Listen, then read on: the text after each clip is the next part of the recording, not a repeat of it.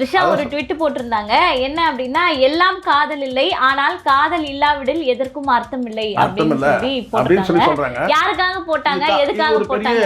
இது பெரிய தத்துவமா இது? நான் கேட்கிறேன். நேற்று இரவு நடந்த சில வாக்குவாதங்கள், பிரச்சனைகள்,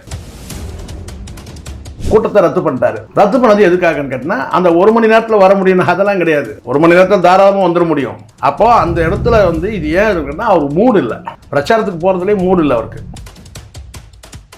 இவ்வளோ ஒரு குழப்பத்துல இருந்தாருன்னா அவர் எவ்வளவு துணிச்சலா அந்த திருமணத்திற்கு ஜோடியா கூட்டிட்டு போயிருப்பாரு. நல்ல கேள்வி, அருமையான கேள்வி. ஆனால் 2 பேரும் ஒரே கார்ல, ஒரே காஸ்டியூம்ல, அதுக்கு ஏற்கனவே ஜெயம் ரவி போட்டு கொடுத்த அந்த ரூட் இருக்கு இல்லையா, அதுல வந்ததுனால பெரிய அளவு பேசும் பொருளாச்சு. சங்கீதா அவர்களை பாத்தீங்கன்னா, இவர் ட்விட்டர்ல போட்ட செய்திகள் இருக்குல்ல, ரொம்ப ரொம்ப அசிங்கமா, ரொம்ப ஆபாசமா முதலமைச்சரோட சேர்ந்து சீமான் அவர்களுக்கு அதை மேற்கோள் காட்டி பேசினார் பாருங்க. வேற எந்த தலைவர் பேசினாங்க, அதை எடுத்து அந்த வீடியோவே எடுத்து காட்டி பேசினார். இதெல்லாம் எவ்வளவு தப்பு, செய்யலாமா? அதை தங்கை சங்கீதாவையும் ஐயா ஸ்டாலின் அவர்களை இணைச்சி இப்படி இவ்வளோ ஆபாசமா.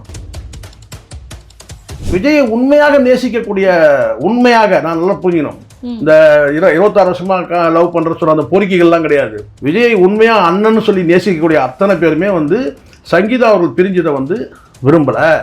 அப்போ முழுக்க முழுக்க இதான் எதனால, எல்லாமே யாரால, த்ரிஷாவில தான் அப்படி சொல்லும்போது, த்ரிஷாவுக்கு கடுமையான எதிர்ப்பு இருக்கு அரசியல் கட்சியில. நாளைக்கு அந்த நடிகையை நினைச்சா பிளாக்மெயில் பண்ணலாம், அது நடக்குமா? அதெல்லாம் நடக்கும், அதெல்லாம் ஃபேஸ் பண்ணி தான் ஆகணும், வேற வழி கிடையாது. சீமான் அவர்களை ஃபேஸ் பண்ணலையா? யாருமே பேச பண்ண முடியாது. சீமான் இடத்துல யாராவது இருந்தாங்கன்னா எவ்வளவு அவமானங்கள், எவ்வளவு வலி, எவ்வளவு காயம். அரசியல்ல ஸ்டாலின் சாரா விஜயன்னு சொன்னீங்கல்ல, அப்ப விஜய் கட்டினா குடும்பமா மனைவியார் கூட பார்க்க வேண்டாம், குடும்பமா த்ரிஷாவா, அரசியலா த்ரிஷாவா? வணக்கம். நீங்கள் தமிழ் தேசியவாதியா? ஒரு தமிழ் தேசிய ஊடகம் வலிமையான ஊடகமாக உருவாக வேண்டும் என்று விரும்புகிறீர்களா? அப்போது உலக தமிழர்கள் அத்துணை பேரும் கலங்கரை ஊடகத்தோடு இனமாகவும் பணமாகவும் இணைந்திருங்கள். கலங்கரை சொந்தங்களுக்கு அன்பு வணக்கம். இன்று நம்மோடு நேர்காணலில் இணைந்திருப்பவர் சேகுவாரா ஜெய்சங்கர் அவர்கள். வணக்கம் சார். வணக்கம். வணக்கம். நலமா இருக்கீங்களா? நலமா இருக்குமா சார். விஜய் அவர்கள் இன்று சென்னையில வில்லிவாக்கம் டி நகர்ல பிரச்சாரம் செய்ய இருந்தது. ஆனா திடீர்னு நேற்றிரவு கேன்சல் அப்படின்னு சொல்லியிருந்தாங்க. காரணம், 1 மணி நேரம் தான் எனக்கு அனுமதி கொடுத்திருந்தாங்க, அதனால மீண்டும் நான் தேர்தல் அதிகாரியை சந்திக்க போகிறேன் அப்படின்ற மாதிரி ஸ்டேட்மெண்ட் கொடுக்குறாங்கல்ல சார், உண்மை நிலவரம் என்ன? உங்களுக்கு வில்லிவாக்கம் ஒரு கம்பைண்டா ஒரு 4 இடத்த கேட்குறீங்க. நீங்க வில்லிவாக்கத்துல நீங்க முடிச்சுட்டு அதுக்கு பிறகு 1 மணி நேரம் உங்களுக்கு ரன்னிங் அவர் டைம் இருக்கு. வில்லிவாக்கத்துக்கும் டி நகருக்கும் போகிறதுக்கு 1/2 மணி நேரம் போதும். எவ்வளோ? 1/2 மணி. என்னதான் நீங்கள் சிக்னல் அதெல்லாம் இருந்தால் கூட 1/2 மணி நேரம் போதும், 40 நிமிஷம் போகும். ஆனால் உங்களுக்கு 1 மணி நேரம் உங்களுக்கு இந்த டி நகர் நல்லா புரிஞ்சுக்கணும். டி நகர் எல்லை எங்கே ஆரம்பிக்குது நீங்கள் நல்லா யோசிச்சு பாருங்கள். டி நகர் எல்லை எங்கே ஆரம்பிக்குதுன்னா, கரெக்டாக அந்த கோடம்பாக்கம் அந்த பிரிட்ஜுக்கிட்ட ஆரம்பிக்குது, சரிங்களா? டி நகர்ன்றது ஒரு பெரிய பகுதின்னு வச்சுக்கோங்க. ஒரு சட்டமன்ற தொகுதினா நீங்கள் உள்ள நுழையக்கூடிய எல்லைன்னு நான் சொன்னால், நீங்கள் வெள்ளிவாக்கத்துலேருந்து நீங்கள் வந்தீங்கன்னா உங்களுக்கு கரெக்டாக அந்த கோடம்பாக்கம் எல்லையில் தான் ஆரம்பிக்குது. நீங்கள் தாராளமாக வர முடியும். 40 நிமிஷம் 1/2 மணி நேரம் உங்களுக்கு போதும். டி நகர் எல்லையில் அடையணும். நீங்கள் ஒரு குறிப்பிட்ட பகுதியில் நீங்கள் எங்கே பிரச்சாரம் அனுமதி கேட்குறீங்க, அங்கே வரதுக்கு நீங்கள் 1 மணி நேரம் அதிகம். ஆனால் உங்களால் அங்கே வர முடியாதுன்றீங்க. இந்த சென்னையை பற்றி தெரியாதவங்களுக்கு வேணா சொல்லலாம். இல்லை சார், அவங்களுடைய ரசிகர்கள் பின்தொடர்ந்து அது உங்ககிட்ட இருக்க கோளாறு, உங்ககிட்ட இருக்க கோளாறு.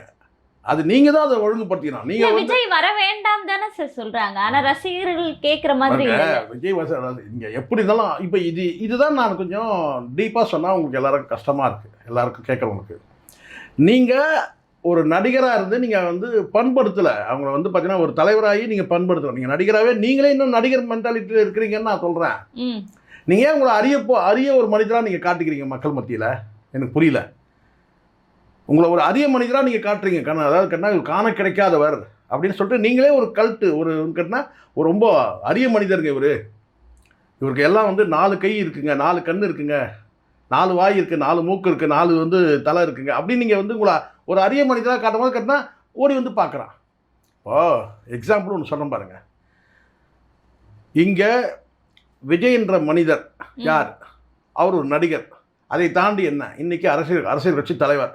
இந்த அரசியல் கட்சி தலைவராக நீங்கள் பார்க்குற அளவுக்கு நீங்கள் அந்த மனநிலையை நீங்கள் மாற்றிடணும். இன்னும் நீங்கள் ஒரு நடிகராகவே பார்க்குற மாதிரி தான் நீங்கள் வச்சுருக்கீங்க. அதுக்கு காரணம் என்ன? அடிப்படையிலே நீங்கள் என்ன செஞ்சீங்கன்னா, 2020 ஒரு 4 வருஷத்துக்கு முன்னாடியே நீங்கள் அரசியல் கட்சி தொடங்கின பிறகு பல கூட்டங்களில் பல மாவட்டங்களுக்கு நீங்கள் வந்து பார்த்தீங்கன்னா வந்து மண்டபங்களுக்கு நீங்கள் வந்து போயிருக்கணும். உங்களை எங்கேயுமே வெளியே காட்டிக்காமல் நான் கேட்டேன், ரேராக தான் இவர் வந்து தோன்றுவார். அப்படி ஆயிடுச்சு. புரியுதா சொல்கிறது? இவர் காண கிடைக்காத ஒரு மனிதர். நீங்கள் இப்போ உதாரணத்துக்கு ஒரு சொல்கிறேன் பாருங்கள். இப்போது ஒரு மணப்பெண் இருக்கிறாங்களா, இப்படி சொன்னதான் கரெக்டாக இருக்கும். ஒரு மணப்பெண் இருக்கிறாங்க. அந்த மணப்பெண் முடிஞ்சு மறுநாள் அந்த மணப்பெண் அந்த ஊர்வலம் வருதுன்னு வச்சுக்கலாம். அன்றைக்கி பார்த்தீங்கன்னா எல்லோரும் மாடியிலேருந்து எட்டி பார்ப்பாங்க. கல்யாண பொண்ணு மாப்பிள்ளை பார்ப்பாங்க. அப்புறம் கல்யாணம் பண்ணிட்டு வந்த பிறகு கூட பார்த்தீங்கன்னா மறுநாள் வந்து ஜோடியாக கல்யாணத்துக்கு போகிறாங்க, இல்லை ஏதோ ஒரு விசேஷத்துக்கு போகிறாங்கன்னா அப்போது பார்க்கறதுக்கு வந்து கேட்டால் எல்லாம் ஓடி வந்து வெளியே வந்து பார்ப்பாங்க. என்னன்னு கேட்டால் கல்யாணம் பண்ணு பாரு அப்படி பார்ப்பாங்க. அப்புறம் அந்த பெண் வந்து கணவரோட தாண்டி கேட்டால் அவங்க சொந்த பந்தங்களோட ஏதோ ஒரு விசேஷத்துக்கு போகிறாங்கன்னா அப்போ கொஞ்சம் அந்த பார்வை வந்து குறையும். அப்பவும் பார்ப்பாங்க கொஞ்சம். அடுத்த நாள் வந்து பார்த்தீங்கன்னா மாமியாரோட சேர்ந்து பார்த்தீங்கன்னா வந்து ஒரு மீன் மார்க்கெட்டு இல்லை பழம் மார்க்கெட்டு எதுக்கோ போகிறாங்கன்னா அப்பவும் கூட பார்ப்பாங்க. இதுதாங்க அந்த புது பெண். அதுக்கப்புறம் ஒரு 4 நாள் ஒரு வாரம் கழிச்சு கையில் கெரசின் கேனு இல்லை கேட்டால் பையை கொடுத்து ரேஷன் கார்டு கொடுத்து போய் ரேஷன் கார்டில் போய் நிற்கும் போது பார்த்தீங்கன்னா யாரும் பார்க்க மாட்டாங்க. பார்ப்பாங்க, ஒரு 2 பேர் சாதாரணமாக பார்க்குற மாதிரி பார்ப்பாங்க. அப்போது புழக்கத்துக்கு வந்திருக்கணும். நீங்கள் வந்து ஒரு அரசியல் கட்சி தலைவராகிடுங்க. இப்போது ஸ்டாலினா வராரு, எடப்பாடி வராரு, ஒரு அரசியல் கட்சி தலைவர்கள், இவங்களாம் வரும்போது கூட்டம் பார்க்காமையா இருக்கு சார்? ஆனா இவர் ஒரு நடிகர் இல்ல சார். அதுதான் நடிகர். அதுதான் திருப்பி நடிகர்ன்றவர் வந்து ஒரு கட்டத்தை தாண்டி, நடிகர் என்பது ஒரு கட்டத்தை தாண்டி நீங்கள் வந்து ஒரு தலைவர் ஆகிட்ட பிறகு வந்து அந்த அரிய மனிதா நீங்கள் வந்து நீங்களே காட்டிக்கிட்டீங்கல்ல, அதுதான் உங்களுக்கு வினையாக இருக்குது. நல்லா புரிஞ்சுக்கணும். தன்னை வந்து ஒரு காண கிடைக்காத ஒரு மனிதர் அப்படி நீங்கள் காட்டுங்க, அது ஒரு பலம்னு நினைக்கிறீங்க. அதுதான் இப்போ உங்களுக்கு மைனஸ் ஆகுது, பலவீனமாகுது. நீங்கள் நார்மலாக வந்து பார்த்தீங்கன்னா ஒரு 10 மீட்டிங்கில் வந்தீங்க கேட்டினா, நேற்றுக்கு சார் வந்து விஜய் எங்கே வந்தாருங்க, நேற்று இந்த சட்டமன்ற தொகுதியில் இந்த தொகுதி வந்தாருங்க, அடுத்த நாள் அங்கே வந்தாருங்க, இங்கே வந்தார். இப்போ விஜயகாந்த் கூட நடிகர் தான்மா. ஆனால் அவர் வந்து ஒரு அரசியல் கட்சி தலைவரோட கூட பார்த்தீங்கன்னா அவர் அடுத்தடுத்து கூட்டங்கள் போட்டார். இப்போது இல்ல இதே எம்ஜிஆருக்கும் இந்த அளவுக்கு கூட்டம் வந்தது இல்ல. எம்ஜிஆர் அவருக்கு வந்த கூட்டம் வேற. அது வந்து பண்பட்ட கூட்டம், பக்குவப்பட்ட கூட்டம். வயதில் வந்து பார்த்தீங்கன்னா வெறும் இந்த இளம் இந்த இந்த தலைமுறை மட்டும் கிடையாது. வயசானவங்க, பாட்டிமார்கள், விவசாயிகள், இனி பலதரப்பட்ட மக்கள் வந்தாங்க. ஆனால் விஜய்க்கு வரக்கூடிய மக்கள் யாருன்னு பாருங்க, முழுக்க 25 வயசுக்குள்ளே இருக்கிற ஆண்களும் பெண்களும் வராங்க. அது பெரிய தாக்கத்தை ஏற்படுத்தினா அரசியல் தாக்கத்தை ஏற்படுத்தும். ஏன்னா நீங்கள் என்ன செய்றீங்கன்னா உங்களை பார்க்குறதே வந்து ஒரு ஏக்கத்தை உருவாக்குறீங்க. அப்போ ஏக்கத்தை உருவாக்கும் போது பார்த்தீங்கன்னா அந்த கூட்டம் வந்து வாக்களிக்கவும் செய்யும். ஆனால் அது எவ்வளவு? ஆனால் இப்படியே இருந்தால் எப்படி தான் சார் பிரச்சாரம் பண்ணுறது? ஏதோ ஆன்லைனில் பிரச்சாரம் பண்ண போகிறதால தகவல் வருதே. இப்போ உங்களுக்கு ஒன்று இப்படி சொன்னால் உங்களுக்கு கரெக்டாக எக்ஸாக்டாக சொல்கிறேன், புரிஞ்சுங்க. இப்போது ஜனநாயகன் படம் வரல, ஒரே வந்து மக்கள்கிட்ட அதை பற்றி பேசிகிட்டே இருக்கிறாங்க. ஜனநாயகன் அதை பற்றி பேசிகிட்டே இருக்கிறாங்க. போன வாரம் ஒரு ரீரிலீஸ் படம் வந்துச்சு, குஷி. தியேட்டரில் ஒரு ஈக்காக கூட இல்லை. ஏன்? போன மாதம் வந்துச்சு குஷி, வந்துச்சு, இன்னும் பல படங்கள் வந்துச்சு. ஒரு ஷோ கூட ஃபுல் ஆகலை. ஒரு நாளைக்கு ஒரு ஷோ கூட ஃபுல் ஆகாமல் அப்படியே காலியாக இருக்குது. ஏன்? அதே விஜய் தானே, அதே விஜய். ஏன்? அந்த படம் முடிஞ்சிச்சா? அவ்வளோதான். இதே தான். நீங்கள் ஒரு நாள் வந்து இன்றைக்கி வந்து சென்னையில் விசிட் பண்ணுறீங்க, ஒரு பொதுக்கூட்டத்தை விசிட் பண்ணுறீங்க. அடுத்த நாள் வந்து பார்த்தீங்கன்னா மதுரையில், அடுத்த நாள் இப்படி நீங்கள் வந்து புழக்கத்துக்கு வந்துருந்தீங்கன்னா 2021 அரசியல் கட்சி தொடங்கிறதுக்கு முன்னாடியே நீங்கள் ஒரு புழக்கத்துக்கு நீங்கள் வந்துருந்தீங்கன்னா பிரச்சனையே இல்லை. ஆனால் உங்களை என்ன சொன்னால் ரேராக உங்களை காட்டிக்கிறீங்க. பனையூர் கூட வர மாட்டீங்க, பொதுக்குழுக்கு வர மாட்டீங்க. ரொம்ப அரிதான ஒரு என்ன சொன்ன ஒரு காண கிடைக்காத ஒரு மனிதருங்க அப்படின்னு நீங்கள் காட்டுறீங்க. அதுதான் இப்போ நீங்கள் அனுபவிக்கிறீங்க. நீங்கள் புழக்கத்தில் வாங்க சார், ரோட்டில் இறங்கி நடங்க. உங்களை எங்கேயுமே நீங்கள் காட்டிக்கூடாதுன்னு நினைக்கிறீங்கல்ல, அதுதான் இங்கே இப்போ இல்லைம்மா. இது இன்னைக்கு உருவானது கிடையாது. இதே ஷூட்டிங் ஸ்பாட்லேயே கேரவனுக்குள்ளே போயிட்டாருன்னா யாரும் போய் பார்க்க முடியாது. ஒரு முறை அப்படி தான் வந்து இவர் சொல்லியிருப்பார், நெப்போலியன் கூட ஒரு முறை சொன்னார் பாருங்க, கேரவனுக்குள்ளே போயிட்டாருன்னா இவர்கிட்ட யாரும் நெருங்க முடியாது, கிட்ட யாரும் உள்ளே போக முடியாது. ஏன்னா ப்ரைவசி, அங்கே போக முடியாது. ஷூட்டிங் ஸ்பாட்லேயே யாரும் வந்து இவர்கிட்ட எளிதில் அணுக முடியாத அளவுக்கு தான் இவர் வச்சுக்கிட்டாரு. ஸோ இதெல்லாம் தான் விளைவு. நீங்கள் அரசியல் கட்சிக்கு வந்துட்டீங்க, பொது வாழ்க்கைக்கு வந்துட்டீங்க, சகஜமாக இருக்கணும். நீங்கள் அப்போது நீங்கள் நடிகர்ன்ற அந்த மென்டாலிட்டி நீங்கள் இருந்தீங்கன்னா நீங்கள் சொல்லுங்கள். அப்போ அங்கே ரசிகர் மனநிலை தானே இன்னைக்கு இருக்குது. அதுதான் இப்போ இவங்களுக்கே டவுட் இருக்குது. யாருக்கு டவுட் இருக்குது? டிவி கேட்க அது டவுட் இருக்குது. இவங்கெல்லாம் வந்து ஓட்டு போடுவாங்களா போட மாட்டாங்களா? இப்போ நானே கேட்குறேம்மா, நாளைக்கு யோகி பாபு வந்து ஒரு விளம்பரம் கொடுக்குறாரு. என்னன்னு கேட்டிங்கன்னா, இந்த பகுதியில் இந்த இடத்துல நான் வந்து ஒரு அரசியல் கட்சிக்கு பிரச்சாரம் பண்ணுறேன்னு ஒரு அறிவிப்பு கொடுக்குறாருன்னு வச்சுங்க, பேச்சுக்கு சொல்கிறேன். அங்கே கூட்டம் வருமா வராதா? வரும். ஆனால் ஒரு விழாவில் வந்து திமுக நடத்துகிற ஒரு விழாவில் நேராக வராது, வாய் வந்துட்டு கை காட்டுறாரு. அன்றைக்கி அங்கே இருக்கிற கூட்டம் மட்டும் அது பண்ணும், அவ்வளோதான். நாளைக்கு இன்னொரு இடத்துக்கு போகிறாரு, இன்னொரு நிகழ்ச்சிக்கு போகிறாரு, அது வேறு. ஆனால் யோகி பாபு வருகிறார், நாளைக்கு வருகிறார், நாளைக்கு மறுநாள் வருகிறார் இப்படின்னு சொல்லி பில்டப் பண்ணிகிட்டே இருக்கீங்க. அப்போ என்ன ஆகும்? அப்படி தான் வந்து இவங்களுடைய அந்த என்ன சொல்ற அந்த ஃபோக்கஸே அப்படி தான், அந்த ப்ரொமோஷனே அப்படி தான். பெரிய ஒரு விளம்பரத்தை ஏற்படுத்துறீங்கல்ல இந்த ஊடகங்கள். நாள் இல்ல சார், வெறும் இன்னொரு இது என்னைக்கே தெரிஞ்சதுதானே. நாலு எதுக்கு? நீங்க தான் சொல்றீங்கல்ல சார். ஓட்டு எப்படி சார் வாங்குறது? இப்ப வேட்பாளர்கள் ரெஜிஸ்டர் ஆயிருக்காங்களா மக்கள் மத்தியில? பாருங்க, முதல்ல ஒரு விஷயம், இதுவே போய் 1.5 கோடி பேர் மெம்பர்னு சொன்னது யாரு? 80 லட்சம் சொன்னது யாரு? அதுக்கு ஏதாவது ஆதாரம் இருக்கா? கிடையாது இல்லையா? இப்போ விஜய் நல்லா புரிஞ்சுங்க, 10,000 பேர் அப்ளிகேஷன் வித்தாச்சு. எத்தனாயிரம் பேர் வந்து பார்த்தீங்கன்னா இப்போ நிற்கிற கேண்டிடேட் பார்த்தீங்கன்னா 10,000 அப்ளிகேஷன் நீங்கள் வாங்கினீங்கன்னா 106 பேர் கேண்டிடேட் வந்து பார்த்தீங்கன்னா மாற்று கட்சியில் தான் வந்தவன். அந்த 10,000 எங்கே போனான்? அந்த 10,000 1000 பேர் இருந்தாலும் செலக்ட் பண்ணலாமா? 234 பேர். ஆனால் 10,000 பேர் அப்ளிகேஷன் கொடுத்தவன் திருப்பி ரிட்டர்ன் பண்ணவன் வந்து பார்த்தீங்கன்னா ஒரு 50 பேர் 100 பேர் தான் பண்ணான். நான் சொல்கிறது புரியுதுங்களா? அந்த 10,000 கொடுத்து வாங்கிட்டான், அப்ளிகேஷன் வாங்கியாச்சு, ஏன்னா தலைவரே கொடுக்க போகிறாரு அப்படின்னு வாங்கிட்டான். ஆனால் ரிட்டர்ன் வந்துச்சான்னு கேட்டிங்கன்னா வரல. காரணம் அது இந்த கண்டிஷன்ஸ் அத்தனையும். இப்போ 106 பேர் நீங்கள் மாற்று கட்சியிருந்து வந்தோம். அதுவும் எல்லாம் யாருன்னு நீங்கள் நினைக்கிறீங்க? இது எல்லாம் பிட் பாக்கெட்டு, இது வந்து பார்த்தீங்கன்னா வந்து பாலியல் குற்றவாளிகள், கொள்ளையடிச்சவன், ஏமாத்துனவன், ஃபோர்ஜரி பண்ணவன், மர்டர் பண்ணவன், எல்லா லிஸ்ட்டில் இருக்கிறான். இது 234 இருக்கிறான், மொத்தம் சொல்லலை, அந்த மாதிரி இருக்கிறான். அப்புறம் அதில் வந்து பார்த்தீங்கன்னா வந்து ஃபிசிக்கலாக வந்து அன்ஃபிட் ஆனவனாக இருக்கிறான். இது ஃபிசிக்கலாக அன்ஃபிட்னா உங்களுக்கு தெரியும், புரியுதா சொல்கிறது? பைத்தியம், ஹாஸ்பிட்டல் எதுவுமே அட்மிட் பண்ண வேண்டியவன், இவெல்லாம் இருக்கிறான். அது ஒரு தனி கதை. ஸோ 234 பேரை கூட உங்களால் வந்து செலக்ட் பண்ணாமல் 1.5 கோடி பேர் மெம்பர் இருக்காங்க. நீங்கள் ஏமாத்துனீங்களா இல்லையா? கண்டிப்பாக. கை காட்டுறலாம் மெம்பர் கிடையாதுமா. நீங்கள் வந்தாலும் கை காட்டுவான், அஜித் வந்தாலும் கை காட்டுவான், ரஜினி வந்தாலும் கை காட்டுறவங்களாம் நீங்கள் மெம்பர்னு சொல்லிட முடியாது. கண்டிப்பாக. இப்போ பார்த்து இதுலேயே உங்களுக்கு கிளியராக புரியுதா உங்களுக்கு? இந்த 1.5 கோடின்றது ஏமாத்து வேலை, 10,000 பேருன்றது ஏமாத்து வேலை. அப்போ இதுலேயே உங்களுக்கு தெரியுது ஏன்னா இவ்வளோ வந்து சீட்டிங் பண்ணியிருக்கிறான் அப்படின்னு சொல்லிட்டு. ஒரு எவ்வளோ ஒருத்தி வந்து என்னென்னா, நான் 26 வருஷமாக காதலிக்கிறேன்னு சொல்கிறா.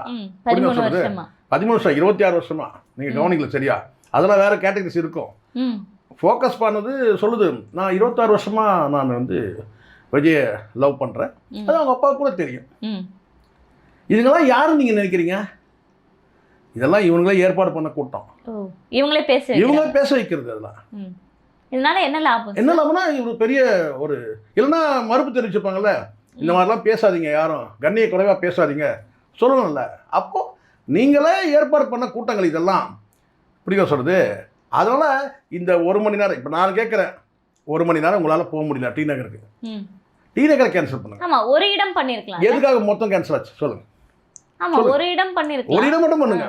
டி நகருக்கு உங்களுக்கு போக முடியாதுப்பா, அப்போ வில்லிவாக்கம் மட்டும் இன்றைக்கி பண்ணுறேன்ப்பா, நம்ம வந்து டி நகருக்கு இன்னொரு நாளைக்கு பார்த்துக்கலாம், அதெல்லாம் செஞ்சிடணும். ஆனால் அப்படி இல்லை. உள்ளபடியே என்ன பிரச்சனைன்னா உளவியலாக பிரச்சனைங்க. சார் இன்னொரு கேள்வி இருக்குது சார்.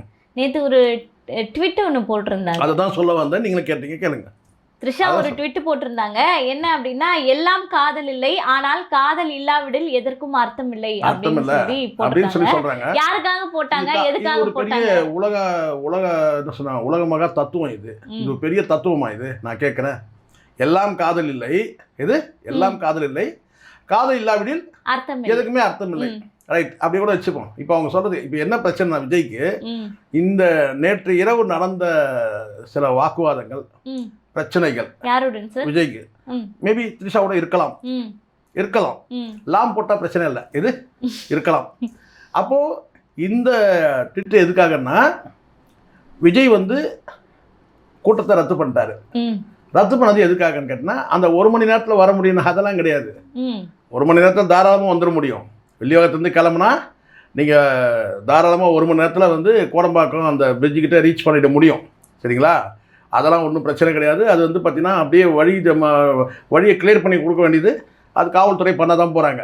சரிங்களா? ஏன்னா அவங்க தான் கொடுத்துருக்குறாங்க அனுமதியை. அப்போது அந்த இடத்துல வந்து இது ஏன் இருக்குன்னா அவர் மூடு இல்லை. யார் பிரச்சாரத்துக்கு போகிறதுலேயே மூடு இல்லை அவருக்கு. அதுக்கு காரணம் என்னென்னா விஜய் பெரிய ஒரு குழப்பத்தில் இருக்காருமா, தடுமாற்றத்தில் இருக்கார். காரணம் என்னென்னா சங்கீதா போட்ட வழக்கு. இந்த வழக்கில் இவர் அதை தப்பிக்கணுன்றதுக்காக சில விஷயங்கள் இவர் பண்ணுறாரு. இந்த தேர்தல் கமிஷனுடைய இந்த நாமினேஷன் வந்து எந்த வகையிலும் ரிஜெக்ட் ஆகிடக்கூடாதுன்றதுல மெனக்கட்டு கஷ்டப்படுறாரு.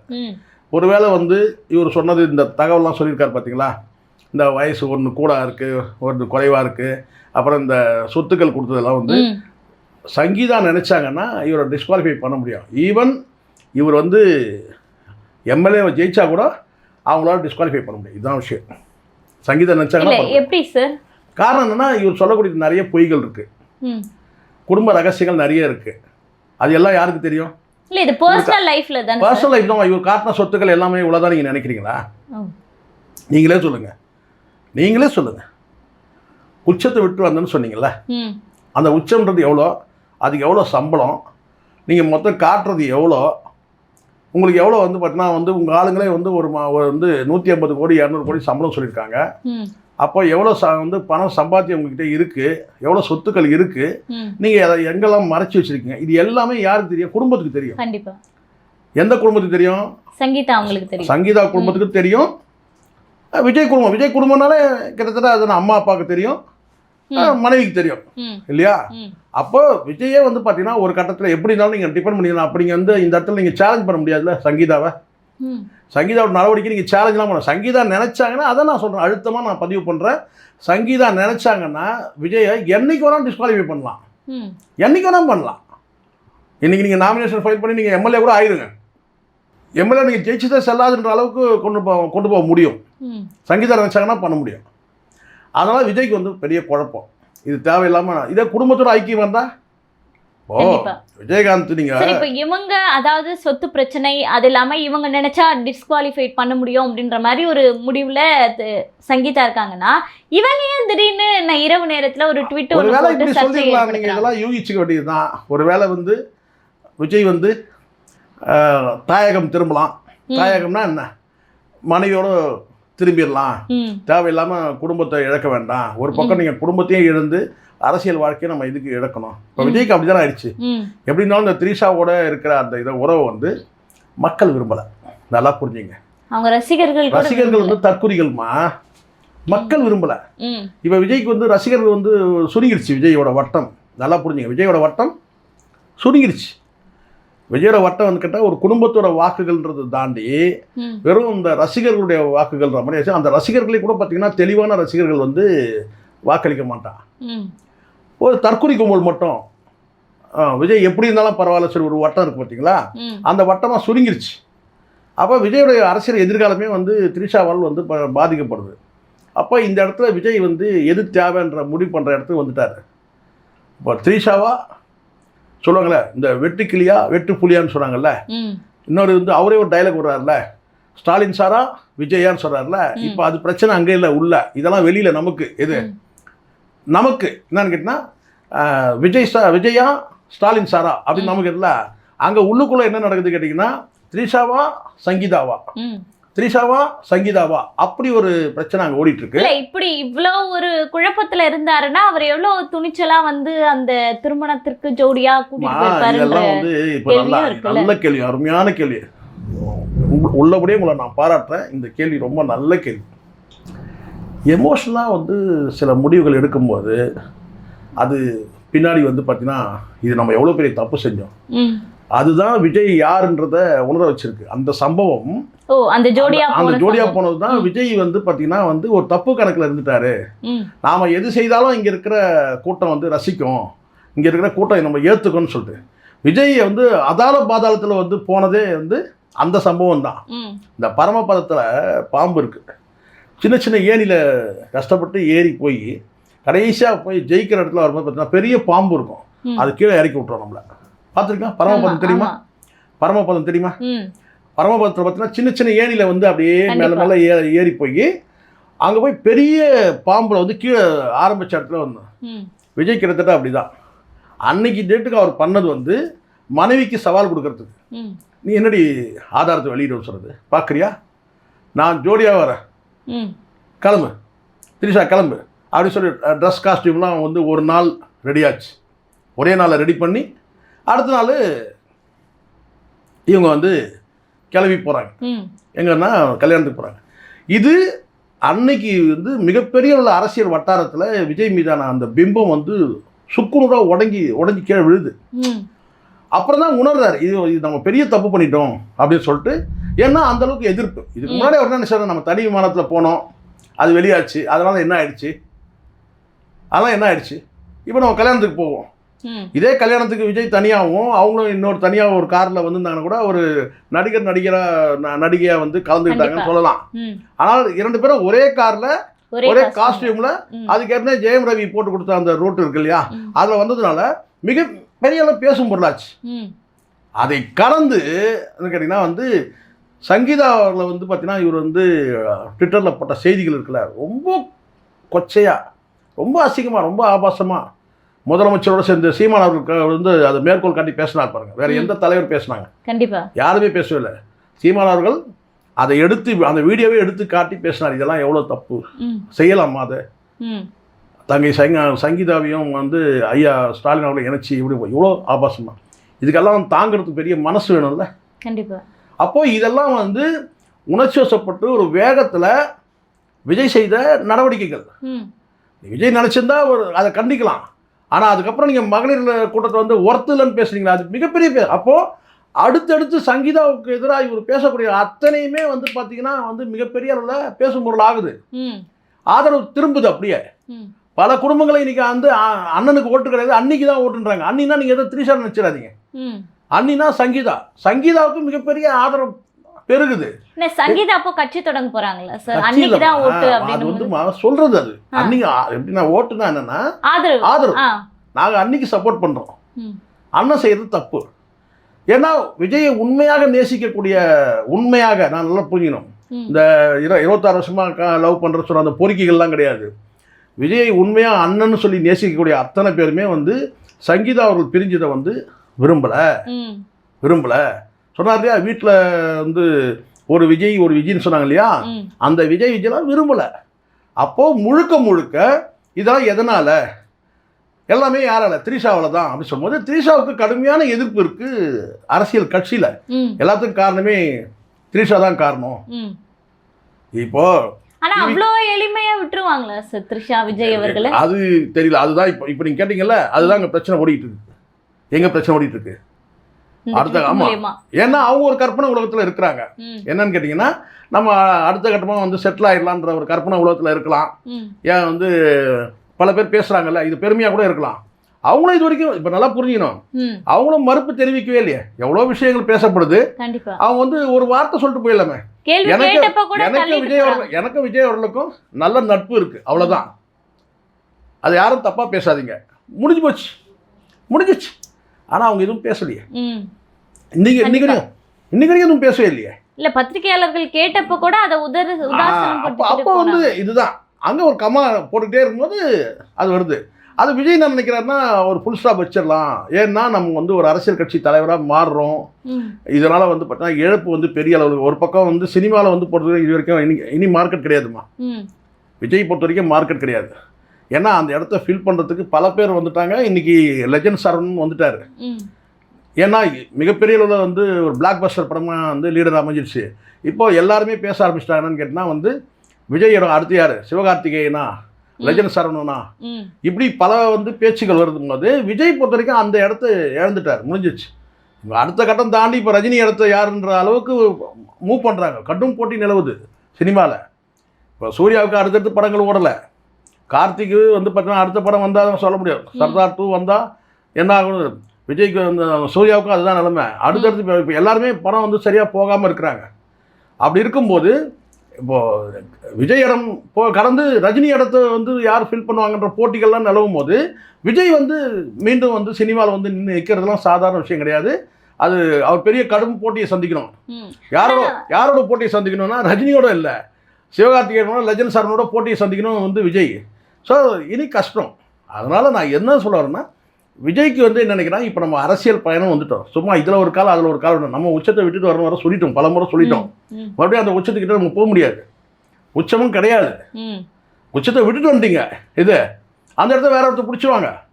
அப்போ அடுத்த கட்டம் என்ன கேட்டிங்கன்னா அரசியல் தான். அப்போ அரசியல் நம்ம முழுமையாக இருக்கணும்னா இந்த தொடர்பு நம்ம நிறுத்தணுன்ற அந்த முடிவு யோசனையில் இருக்கிறார். ஆனால் தடுமாறுறாரு. ஏன்னா ப்ரெஷர் வரும்ல அங்கேருந்து. கண்டிப்பா நாளைக்கு அந்த நடிகையை நினைச்சா பிளாக்மெயில் பண்ணலாம். அது நடக்குமா? அதெல்லாம் நடக்கும். அதெல்லாம் ஃபேஸ் பண்ணி தான் ஆகணும், வேற வழி கிடையாது. சீமான் அவர்கள் ஃபேஸ் பண்ணலையா? யாருமே ஃபேஸ் பண்ண முடியாது. சீமான் இடத்துல யாராவது இருந்தாங்கன்னா இந்நேரம் வந்து தூக்கிட்டு இருப்பாங்க. எவ்வளோ கஷ்டங்கள், எவ்வளோ வார்த்தைகள், எவ்வளோ போராட்டங்கள், எவ்வளோ அவமானங்கள், எவ்வளோ வலி, எவ்வளோ காயம் எல்லாம் தானே இருக்குது. ஸோ அந்த வலி வேற, புரிஞ்சுக்கலாம் சொல்கிறது. அந்த விஜய்க்கு வந்து அது கிடையாது. நீங்கள் வந்து பார்த்தீங்கன்னா வந்து இது ஒரு எக்ஸ்ப்ளனேஷன் கொடுத்துட்டு கடந்து போகலாம். ஆனால் சங்கீதா அவர்கள் இப்படி வெளியிலேயே அவங்க இருந்து ஒரு வழக்கு, ஜீவனாம்சம், அது இதுன்னு அவங்க போனாங்கன்னா 2 பிள்ளைகள் வந்து இவர்கிட்ட வர முடியாத ஒரு சூழல். பிள்ளைகளுக்கு எதிர்காலம்னு ஒன்று இருக்குது. இன்றைக்கி இனிமையாக இருக்கும். உடல் ரீதியாக ஏற்படக்கூடிய உறவு ஒரு கட்டத்தில் கசந்துடும். நல்லா புரிஞ்சுக்கணும். மன ரீதியாக ஏற்படக்கூடிய உறவு காலம் கடந்து ஏன் பிரிஞ்சு போனால் கூட இதயத்தில் ஒரு மூலையில் இருக்கும். ஸோ அது காதல். ஆனால் காமத்தின் பால் வரக்கூடிய அந்த காதல்ன்றது வந்து பார்த்திங்கன்னா அது திகட்டிடும். ஒரு கட்டத்துக்கு மேலே அடுத்த ஆள்கிட்ட அது தாவிடும். ஆனால் மன ரீதியாக வரக்கூடிய அந்த காதல் இருக்குது பார்த்தீங்களா, அது நீங்கள் வந்து பார்த்தீங்கன்னா வந்து கடைசி வரைக்கும் சாகிற வரைக்கும் அது ஒரு மூலையில் அது அப்படியே இருக்கும். இந்த இடத்துல வந்து பார்த்தீங்கன்னா வந்து திரிஷா வந்து சினிமாவாக நீங்கள் விஜயோட அரசியல் நீங்கள் எடுத்துக்கிட்டிங்கன்னா திரிஷா வந்து வில்லியாக தான் இருக்கிறாங்க. அப்படி தான் பார்க்கப்படுது. அப்போ ஒரு கட்டத்துக்கு மேலே இங்கே முடிவெடுக்கக்கூடிய இடத்துல வந்து பார்த்திங்கன்னா இவங்க இருக்கிறாங்க. அதுதான் நான் சொன்னேன். என்னென்ன அந்த அரசியலில் வந்து ஸ்டாலின் சாரா விஜயன்னு சொன்னீங்கல்ல, அப்போ வந்து விஜய் வந்து கட்டினா குடும்பமாக மனைவியார் கூட பார்க்க வேண்டாம், குடும்பமாக திரிஷாவா, அரசியலா திரிஷாவா, அப்படி பார்க்கணும். ஏன்னா எப்போ வந்து மக்கள் முடிவு பண்ணுற இடத்துக்கு வந்துட்டாங்க. விஜய் வந்து சொத்து, பொது சொத்து. விஜய் வந்து ஒரு அரசியல் கட்சி தொடங்கின பிறகு விஜய் வந்து ஒரு பொது சொத்தாக மாறுறாரு. அப்போ அந்த பொது சொத்தை வந்து பார்த்தீங்கன்னா யாரும் உரிமையை கொண்டாட முடியாது இல்லை. கண்டிப்பாக இங்கே மனைவிகளே வந்து பார்த்தீங்கன்னா ஒரு கட்டத்துக்கு மேலே வந்து பொது வாழ்க்கையில் இருக்கிறாங்கன்னா மனைவிகள் முடிவு செய்ய முடியாது பயணத்தை. இப்போ நான் கேட்குறேன், மு.க. ஸ்டாலின் அவர்களுடைய அன்றாட பயணம்னு ஒன்று இருக்குல்ல, அன்றாட பயணம், அதை வந்து துர்கா ஸ்டாலின் முடிவு பண்ண முடியுமா? முடியாது. இப்போ எடப்பாடி பழனிசாமி இருக்கிறாரு, அவருடைய அன்றாட பயண திட்டத்தை இல்லை அரசியலை கூட சொல்கிறேன், மனைவி முடிவு பண்ண முடியுமா? முடியாது. அப்போ இந்த இடத்துல மனைவியே இப்போ சங்கீதாவே வந்து பார்த்தீங்கன்னா இவருடைய அன்றாட பயணத்தையும் அரசியல் பயணத்தையும் முடிவு செய்ய முடியாது. இவர் எடுக்கிறது தான் முடிவு. ஏன்னா பொது வாழ்க்கைக்கு வந்துட்டாங்க, பொது சொத்து ஆகிட்டாங்க, தனிப்பட்ட வாழ்க்கை. அப்போது அரசியலுக்கும் தொடர்பில்லாத, குடும்பத்துக்கும் தொடர்பில்லாத ஒரு நடிகை வந்து விஜய் வந்து இயக்க முடியுமா? முடியாது. விஜய் நினைச்சாலும் முடியாது. இது பிராக்டிகல். இது நான் சொல்றது ஃபேக்ட். இது அப்படி நீங்கள் பண்ணீங்கன்னா நான் கேட்டால் உங்களுடைய வாழ்க்கையே சூன்யமாயிடும், அரசியல் வாழ்க்கையே சூன்யமாயிடும். கண்டிப்பாக இன்னைக்கு உங்கள் எல்லையை தாண்டி இன்னைக்கு வந்து பார்த்தீங்கன்னா கோடிக்கணக்கான பேர் வந்து உங்களை வந்து நேசிக்கிற இடத்துல இருக்கிறான்னா, தமிழ்நாடு முழுவதும் அது இந்தியா முழுவதும் அது உலகம் முழுவதும் இருக்கிறான்னா, அவன் வந்து பார்த்தீங்கன்னா உங்களை வந்து எப்படி நேசிக்கிறான்? ஒரு நடிகனாக நேசிக்கிறான். நடிகனை கடந்து நீங்கள் அரசியல் கட்சி தொடர்ந்து உங்கள் ஃபாலோவர்ஸாக மாறலான்னு முயற்சி பண்ணுறான். அப்போ அதுக்கு வந்து யார் தடையாக இருக்கிறாங்கன்னு பாருங்கள். அப்போது வந்து ஒரு தனிப்பட்ட விஷயம், ஒரு நடிகை மீதான ஒரு ஒரு ஒரு இச்சை உணர்வுன்னு வச்சுப்போம். அதில் நீங்கள் காதல் கூட நீங்கள் உங்கள் பேர் வச்சுக்க, இப்போ தான் பேர் கள்ளக்காதல் சொல்கிறானுங்களே, அது கூட. ஆனால் அது வந்து அதன் மூலமாக நீங்கள் என்ன ஆகிறாரு விஜய்னா, ஒரு சின்ன மனிதனாக மாறிடுறாரு. விஜய் என்ன பண்ணுறான்? ஒரு சின்ன மனிதனாக மாறிடுறான். அவனை இருநாள் போட்டு பேசக்கூடாது, இன்னே போடுங்க அவனை, சரிங்களா? அவன் திருந்துற வரைக்கும் நம்ம இன்னே போடுவோம். இது யார்? விஜய் திருந்துற வரைக்கும் நம்ம இன்னே போடுவோம். இப்போ அவன் என்ன ஆகிறான்னு கேட்டிங்கன்னா ஒரு சின்ன மனிதனாக ஆயிடுறான். அப்போ இதை தாண்டி வந்து ஒரு குடும்பத்துக்கு இருக்கிறதுனா வந்து நீங்கள் இப்போது இப்படி நீங்கள் எடுத்துங்க, இதே கல்யாணத்துக்கு, கல்பாத்தி அகோரா கல்யாணத்துக்கு விஜய் வந்து இதே சீருடையில் சங்கீதாவோட வந்திருந்தான்னு வச்சுங்க, என்ன ஆயிருக்கும்? அத்தனை பேரும் வாய் அடிச்சிருப்பானா? கண்டிப்பாக. என்னங்க கோர்ட்டில் கேஸ்லாம் போட்டாங்க, முடியா பொண்டாடி புருஷன் முன்னாடி 1000 இருக்கும் அப்படின்னு போயிடும். ஆனால் அன்றைக்கி நீங்கள் திரிஷாவோட வந்ததோட விளைவு என்னாச்சுன்னு கேட்டிங்கன்னா நெகட்டிவ் ஆயிடுச்சு. கண்டிப்பாக. அதே சங்கீதாவோட வந்ததுங்கிறதுனா மொத்தம் முடிஞ்சிச்சு. அதனால் இப்போ கூட கால அவகாசம் இருக்குல்ல, அப்போ ஒரு பல பிரச்சனைகளை விஜயால் வந்து நிறைய பிரச்சனைகளை வந்து சுமக்க முடியாது. ஒரு லிமிட் தானே எல்லாத்துக்குமே. ஒரு கட்டத்துக்கு மேலே பிரச்சனைகள் வந்து சமாளிக்கிறதுக்கு நீங்கள் என்ன பண்ணுவீங்கன்னு கேட்டிங்கன்னா அப்பப்போ ஏற்றிப்பீங்க. இதை அப்பப்போ ஏற்றிப்பீங்க. அது பிரச்சனைக்கு சொல்யூஷன் கிடையாது இல்லை. கண்டிப்பாக. எப்படி இருந்தாலும் நீங்கள் வந்து ஜுடிஷியலாக போயிட்டீங்கன்னு சொன்னால் வழக்குகள் மேலே வழக்குகள் போட்டாச்சுன்னா நீதிமன்றத்தில் வழக்கு அட்டன் பண்ணணும், வழக்கறிஞரை நீங்கள் தொடர்ச்சியாக நீங்கள் சந்திக்கணும். கண்டிப்பாக. ஸோ இதெல்லாம் ஒரு பக்கம் இருக்குது. ஒரு பக்கம் மனைவியோட வழக்கை சந்திப்பீங்களா, ஒரு பக்கம் வந்து ஆளுங்கட்சிகள் போடக்கூடிய வழக்குகளை மத்திய அப்படியே இருந்தாலும் இப்போ வழக்குகள் இந்த பர்சனல் இஷ்யூஸ் இதெல்லாம் ஒரு பக்கம் இருந்தாலும் அரசியல்லையும் அவங்க போட்ட வேட்பாளர்கள் கூட ஒரு சரியான வேட்பாளர். நேத்து ஒருத்தர் பேசுறாரு, திருத்தணி வேட்பாளர் 2034 தொகுதியிலும். சரி, நான் சொல்றேமா, நீங்க பானை செய்யறவரை பாருங்க. பானை செய்யறவர் இருக்கிறாருல, நல்லா கைகள் நல்லா இருக்கிற வந்து பார்த்தீங்கன்னா வந்து பானை செஞ்சாருன்னா அந்த பானை வந்து சரியாக இருக்கும். இதே வந்து ஒரு கை கொஞ்சம் இப்போ என்ன மாதிரி வச்சுங்க, இப்போ என் கை வந்து இந்த கை ஒரு லிமிட் மேலே தூக்க முடியாது, இந்த கை ஃபுல்லாக தூக்க முடியும். இப்போ நான் பானை செஞ்சேன்னா என்ன ஆகும், ஒரு பக்கம் பெண்டாகும். ஏன்னா அதுக்கு மேலே வந்து என்னால் வந்து ஒரு ஸ்டேஜுக்கு மேலே அந்த மாதிரி இப்போ கைகள் வந்து முடமாக இருக்கிறவங்க பானை செஞ்சாங்கன்னா அந்த பானை எப்படி இருக்கும், அப்படி தான். அது மாதிரி இங்கே தேர்வு செஞ்சது யார், புஷி ஆனந்தோட அறிவுக்கு தான் அந்த ரசிகர்கள் கூட்டம் உருவாகிருக்கு. ஏன்னா ரசிகர் மன்றத்தை முழுக்க நிர்வாகம் பண்ணது யாரு, புஷி ஆனந்த். இந்த 234 பேர் வந்து விஜய் பேர் தெரியுமா, தெரியாது. ஏன் பாண்டிச்சேரியில் கூட்டணி கட்சியினுடைய வேட்பாளர் பேர் தெரியல. பாஜக வேட்பாளர் பேரை போய் அறிவிக்கிறீங்களே, புரியுதுங்களா? அந்த அளவுக்கு பாருங்க, குஷ்புலாம் சொல்ற அளவுக்கு விஜயோட நிலைமை எப்படி ஆயிடுச்சு பாருங்க. இது குஷ்புலாம் வந்து ஒரு மேற்கோள் அவங்க அதை பயன்படுத்திக்கிட்டாங்க சார். அதுதான்மா பிஜேபிக்காக விஜய் ஓட்டு கேட்டுட்டாங்க. அதுதாங்க இப்போ புரியுதுங்களா? இப்போ விஜய்க்கு இது எல்லாமே வந்து என்ன ஆகும்னு கேட்டிங்கன்னா காலப்போக்கில் ஒரு கட்டத்துக்கு மேலே டங் ஸ்லிப் ஆகுதுன்னு ஒன்று இருக்குமா, அது எப்போவா ஒரு முறை விஜயகாந்த் என்ன சொல்லிட்டாருன்னா, இதெல்லாம் சொல்லி தான் நம்ம நியாயமாக பேசணும், நம்ம எல்லாத்தையும் பேசணும் கரெக்டாக. நம்ம வந்து விஜய்க்கு எதிராக பேசணுன்றதுக்காகவே டங் ஸ்லிப் ஆகுறது சகஜம்தான். விஜயகாந்த் ஒரு முறை போயிட்டு வந்து என்ன செஞ்சிட்டாரு, டெத்துக்கு போயிட்டு வரும்போது வந்து அவர் என்ன சொல்கிறாருன்னா வாழ்த்துக்களை தெரிவிச்சுக்கிறோன்னு சொல்லிட்டாரு.